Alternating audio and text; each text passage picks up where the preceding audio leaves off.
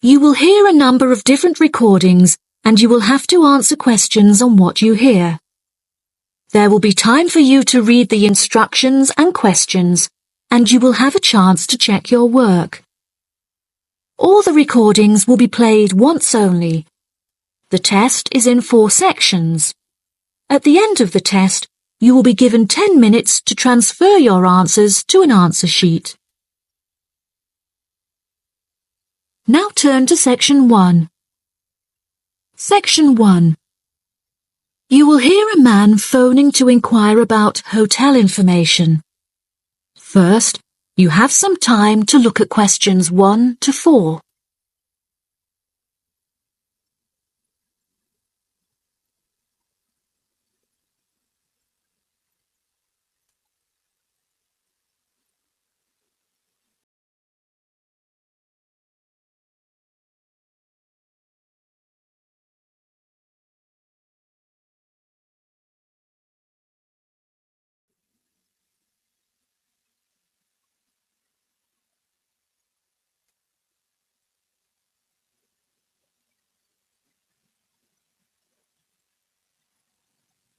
You will see that there is an example that has been done for you.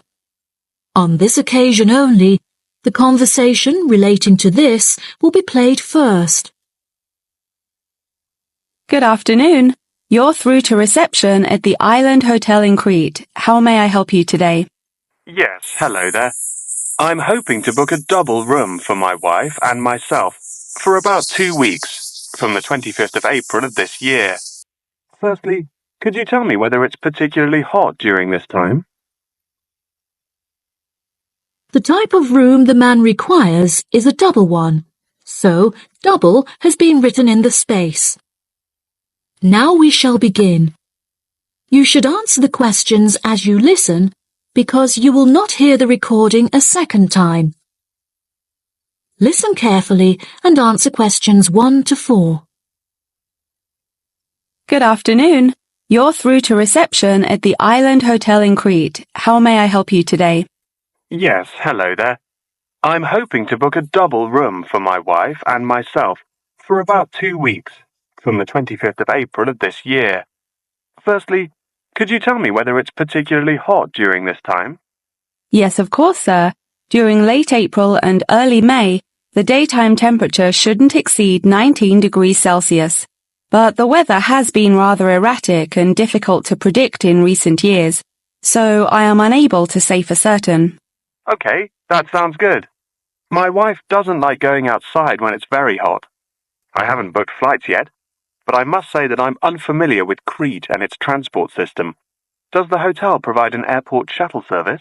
Yes, sir. We provide a complimentary airport pickup service for all our guests. It takes about 40 minutes to get here from the airport, but it's at least 60 minutes at rush hours. And you will be provided with a fully air-conditioned shuttle bus. Okay, excellent. In that case, do you have any rooms available for the dates I gave you? I shall have a look on the system now for you, sir. Bear with me just a moment. Yes, sir. I can see now that we have several rooms available. Would you prefer a garden view or a sea view? Well, ideally, I would like a sea view room with a balcony. But of course, that depends on the difference in price. Not to worry, sir. All of our standard double rooms have ensuite facilities and a balcony. If you would like one of our sea view rooms, there is a premium of €60 per night. Okay. So, could you tell me the total nightly rate for a standard double room with a sea view? Yes, of course, sir. For the spring months, our rate is €216 per night. For 14 nights altogether, this will come to €3,024. Perfect. I also read on your website that the hotel has gym and spa facilities. Are there any other facilities on offer? Yes, we have a large outdoor infinity pool overlooking the ocean, with luxury sunbeds and a poolside bar. We also have 3 full-size tennis courts, where we run a popular doubles tournament, with the winner receiving 2 all-inclusive spa day vouchers. Goodness, I shall have to brush up on my tennis skill.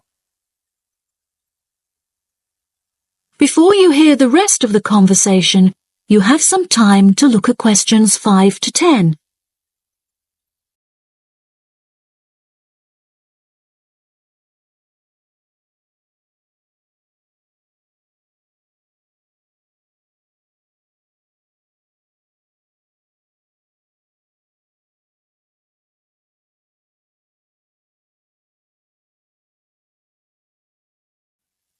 Now listen and answer questions 5 to 10. Are there any other activities organised by the hotel that we can partake in? It's just that it's our wedding anniversary on the 30th of June, and I would like to provide my wife with a perfect romantic getaway. I can assure you, sir, that your wife won't be disappointed. Ours is a 5-star resort, which is renowned for its luxury and beauty. In terms of activities, the hotel provides thrice-weekly entertainment. On Tuesdays, guests will take a minibus and partake in learning to cook succulent fish dishes with our Michelin-starred chef Enrique. The class will take place in a beautiful valley deep in the Cretan hills, where guests will be treated to an intimate piano performance by our in-house concert pianist Pedro. On Wednesdays, a select number of guests will be fortunate enough to explore the mountains by helicopter, before being transported to a tropical Cretan garden by shuttle bus.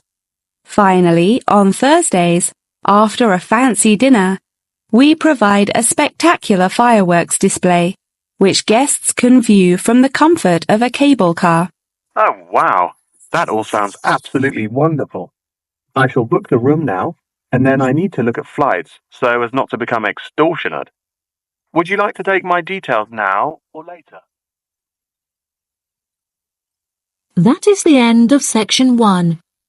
You now have half a minute to check your answers.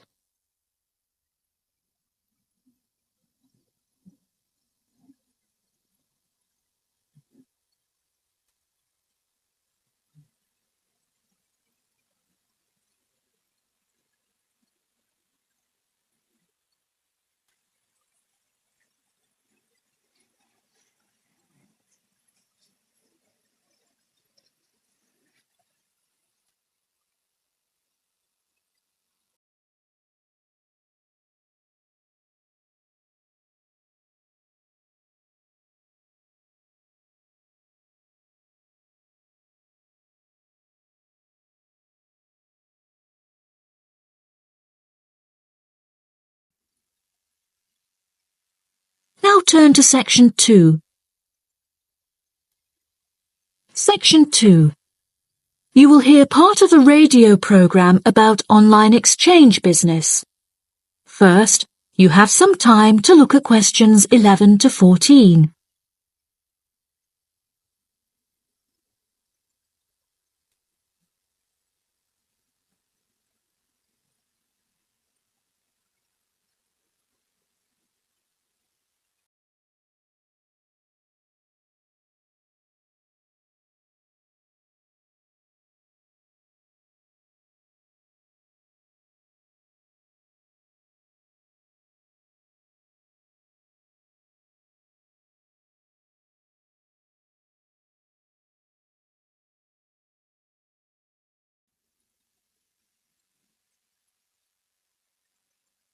Now listen carefully and answer questions 11 to 14. Barter Online UK is a young up-and-coming website in the United Kingdom where users can buy new and used goods. However, instead of paying with money, registered users instead exchange their purchase for an item of similar value. This part is perhaps the most complicated, as the registered users themselves must mutually decide on an appropriate value, with value either being the recommended retail price, RRP, or simply how much they believe the item to be worth. The website has been founded by a group of 4 friends in the north of England. Originally, they exchanged their belongings among family members. They frequently found themselves swapping their belongings when they no longer had any use for them. They live by the motto, one person's trash is another person's treasure, and hate to throw things away. As more and more people caught wind of the idea and wanted to participate in the exchanges, the group decided that the idea had the potential to become a successful business venture, and so it did. Barter Online UK is a startup online business, which took 3 months to set up, and has now been running for around half a year. Despite only being founded a short time ago, the website has already garnered about 1,500 registered users, with 500 more than expected, a huge achievement for the founders. Some of the users are registered in the United Kingdom and Canada, with the majority from the Republic of Ireland. In order to become a registered member, users must first fill in their personal details, followed by their credit or debit card details, which will be used to take payment of a monthly fee of £5. As long as this fee is paid, users will be able to perform an unlimited number of online exchanges. Before you hear the rest of the program, you have some time to look at questions 15 to 20.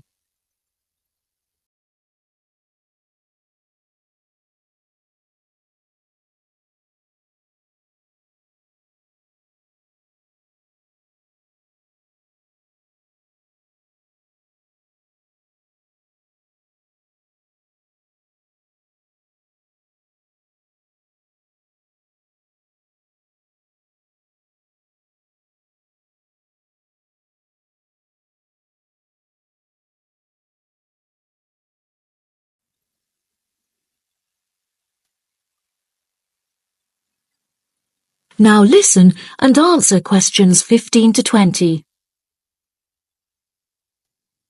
A multitude of items are sold on the website, such as textbooks, soft toys, and tools. However, books for children and computer games are by far selected most. The exchange process itself is not as complicated as it might seem. Users can enter their preferences for what they would like to receive, and also explicitly state what they would like to give away, and the website will automatically pair up suitable users. If, however, a user doesn't want to give anything away, but would simply like to buy something, Barter Online UK does support a secure online payment system, where users can perform a normal monetary transaction. Despite this, the founding group strongly discourages the use of the online payment system, clearly stating that this goes against the intended ethos of the company.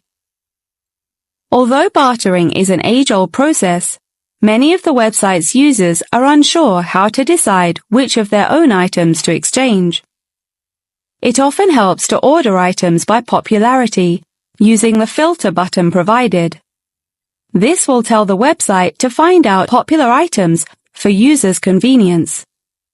To this, the founding members say, just put everything you don't want on there. Different people have different tastes, and you never know what they might be looking for. In order to aid registered users in their exchanges and to provide them with assurance, the founders recently added a new feature whereby on completion of an exchange, users will be encouraged to provide each other with feedback. This feedback will include criteria such as the quality of the item as compared with how it was advertised, the ease of communication with the seller, the speed at which the item was delivered, and so on. The friends believe that using this method, users will have a more transparent and trustworthy bartering experience. That is the end of section 2. You now have half a minute to check your answers.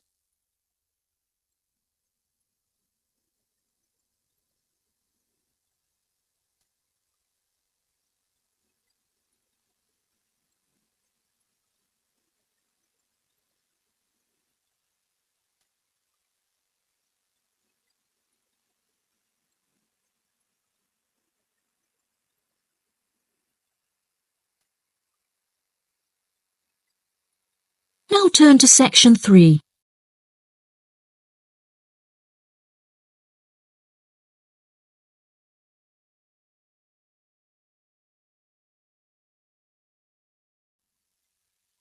Section 3. You will hear Tom and Annie, two students, talking with their professor about the assignment. First, you have some time to look at questions 21 to 26.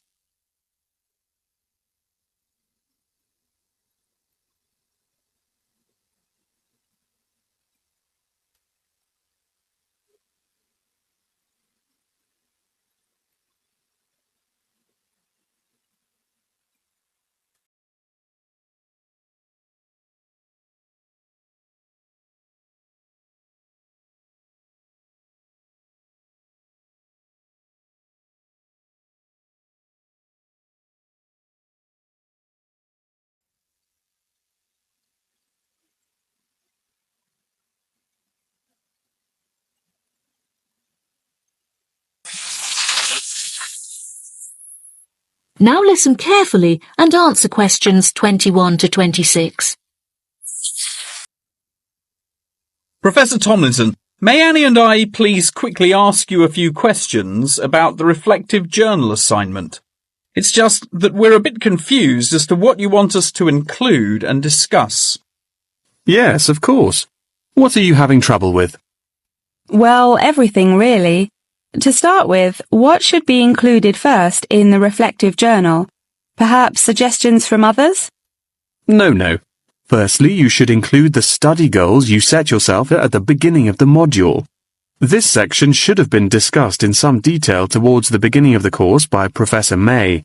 You should be able to find her suggestions on the slides she has provided the class online. Okay, thank you, Professor. Could I also trouble you to take a brief look at my bibliography and footnotes? I feel like they're missing something. Most of our friends' bibliographies are longer. Well, looking at this, Annie, I can see that you have used a wide range of resources, which shows that you have made effective use of communication technology. As far as I can tell, you need not make any changes to this, although you might want to double-check that your referencing complies with the Harvard Referencing Style regulations. Oh, I'm very surprised you've said that. Thank you. Now I can set my mind at ease. Tom, you said you wanted to ask the professor about the achievement section? Yes, Professor. In the assignment guidelines, we're asked to introduce and elaborate on our biggest achievement in the past, saying which skills we learned in the process and how these skills can be transferred to various different future careers. The only problem is that I don't know what my greatest achievement actually is. I've only ever worked as a waiter in a hotel restaurant during the summer holidays from university. If you worked as a waiter in a hotel restaurant, you're bound to have worked with other waiters as part of a team. Would you say that during your time as a waiter, you developed any leadership skills? Yes, well, I suppose I was asked to become the team leader of the food and beverage department, but that's hardly an achievement. You might not think so, but if you write that you were offered the position of the team leader, it shows a lot more about your character. For example, that you're charismatic and work well in a high-pressure situation. I never would have thought to write that down. Thank you. I guess I should start listening to others more often. Annie, do you have any more questions, or are you ready to go back to the library? Yeah, I think I've got everything I need. Thank you very much, Professor Tomlinson. That was really helpful. I'm actually starting to look forward to writing this now, and it should be a really useful exercise to prepare us for writing CVs and applying for jobs. It's shocking how bad I am at identifying my strengths and weaknesses. Professor Tomlinson has shown me that I definitely need to start displaying some self-awareness. Yeah, Tom, you really do. You're always so modest. Modesty is great until it comes to applying for jobs. Before you hear the rest of the conversation, you have some time to look at questions 27 to 30.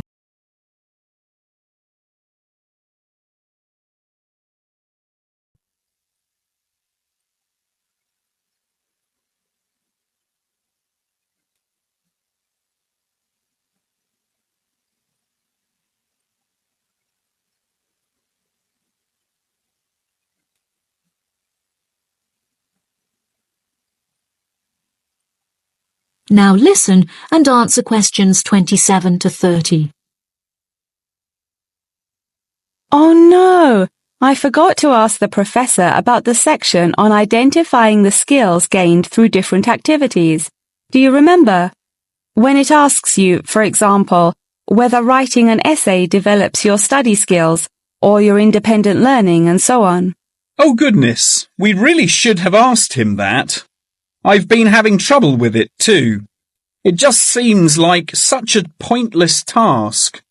What do you reckon the answers are? I think writing an essay might be a way of identifying and resolving a problem, because you have to state the problem in the introduction and then solve it. I'm not so sure about taking exams. I thought they were supposed to develop lots of different skill sets. If I really had to choose, I'd say that taking exams enables you to become more confident in yourself. Do you agree? Maybe. I really don't know either. What do you think about the last two? Making class notes and presentation notes? Oh, it's so difficult. I think making class notes has to be a way of becoming a more independent learner, because you yourself decide what the important information is and learn it. That reminds me, I find taking presentation notes is a disaster. The professors speak much too quickly, and I write much too slowly. That is the end of section 3. You now have half a minute to check your answers.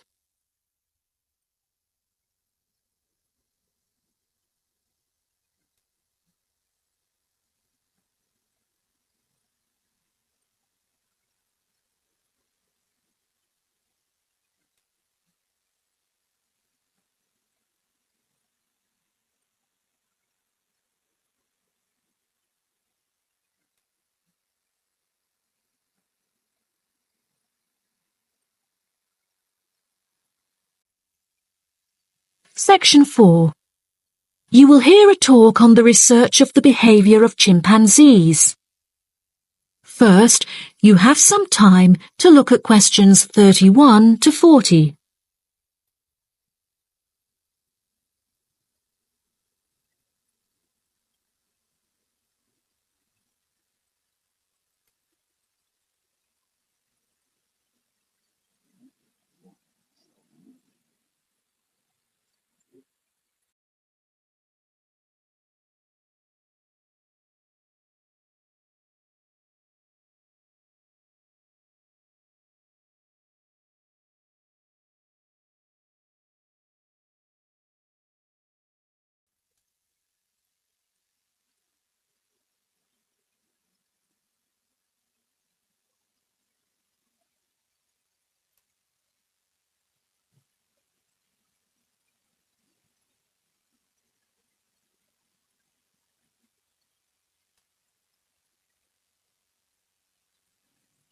Now listen carefully and answer questions 31 to 40.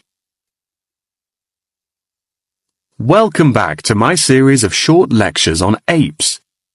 Today we will examine recent and historical breakthroughs on the behavior of chimpanzees, otherwise known as chimps.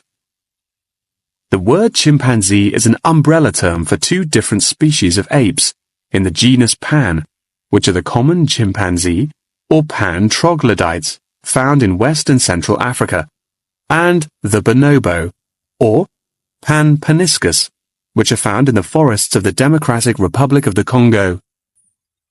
Chimpanzees belong to the Hominidae family, together with gorillas, orangutans, and indeed humans. Current research tells us that the chimps broke away from the human branch of the Hominidae family approximately 6 million years ago, and remain the closest living relative to humans to this day. More modern researches into chimpanzees have centered on their behavioral characteristics, once all biological and genetic factors have been ruled out. In this way, scientists have unearthed an unfathomable amount of similarities between human and chimpanzee behavior. Although much of this research has taken place through observation of captive chimps, The results are widely seen as an authoritative reflection of chimps living in the wild. Chimps live in large so-called communities comprised of many male and female members, with the social hierarchy determined by an individual chimp's position and influence.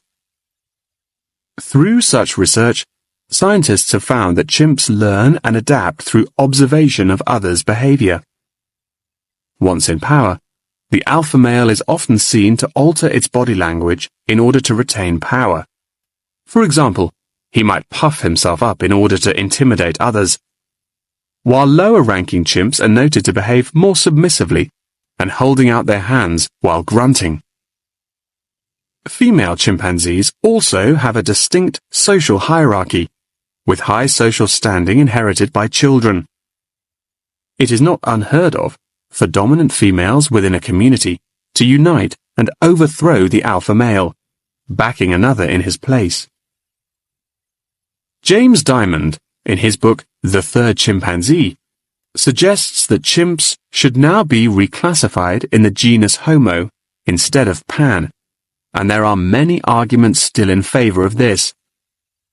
Male common chimpanzees are, on average, 1.7 meters in height, weighing 70 kilograms, with their female counterparts being somewhat smaller. By comparison, the bonobo is slightly shorter and lighter, but with longer arms and legs. However, both species walk on all fours and climb trees with great ease. Jane Goodall made a groundbreaking discovery in 1960 when she observed the use of tools among chimpanzees, including digging for termites with large sticks.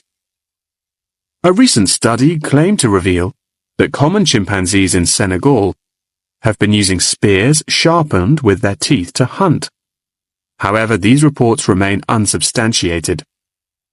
Researchers have witnessed such tools, namely rocks, being used by chimps to open coconut shells, and indeed crushing nuts with stone hammers. As scientific technology has developed, so too has our knowledge of the sheer extent of the chimp's intelligence. Research has now shown that chimps have the capability to learn and use symbols, and understand aspects of the human language, including syntax, as well as numerical sequences. As I mentioned earlier, the umbrella term chimpanzee is comprised of the common chimpanzee and the bonobo. These two subspecies are divided along the Congo River, with the common chimps living on one side and the bonobos living on the opposite side of the river. Over the past few decades, both of these subspecies have witnessed an alarming decrease in population density, with animal activists now working harder than ever to protect those remaining and encourage procreation.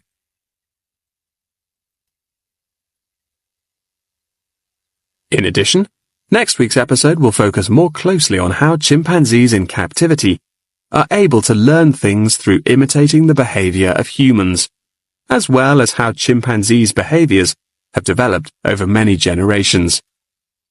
Thank you very much for attending this evening's lecture. I hope you found it intellectually stimulating, and I look forward to seeing you again next week. Good night. That is the end of section 4. You now have half a minute to check your answers.